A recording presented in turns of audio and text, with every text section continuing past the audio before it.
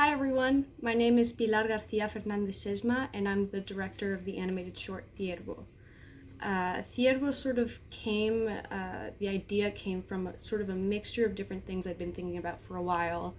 and I sort of didn't realize how long those ideas had been festering until I really was within the process, because it felt sort of sudden, I would say, the idea, but really it was a mixture of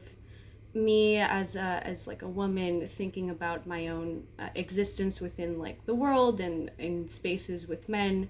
and sort of the history of that and my own experiences with it. And partly also I was thinking a lot about my childhood, and I would go visit my family a lot in Spain and in very rural settings in the summer, and I had a lot of really fond memories of the sounds and the nature of it, and the sort of freedom, I guess you could say, of being a child, especially in a rural European setting, and catching bugs and stuff. And then the other aspect of it was sort of, I'd also been thinking a lot about our relationships to family, but it's sort of more in the way, at least for me especially, I grew up abroad, most of my family is in Europe, and then I grew up in the United States here in New York. So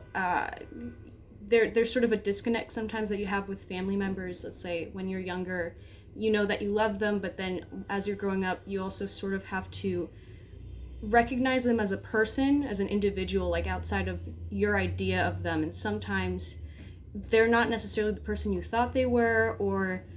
your personalities are just very different, and there's things about them that you don't necessarily agree with in many ways. You could talk a lot about the idea of religion, of being conservative or liberal, and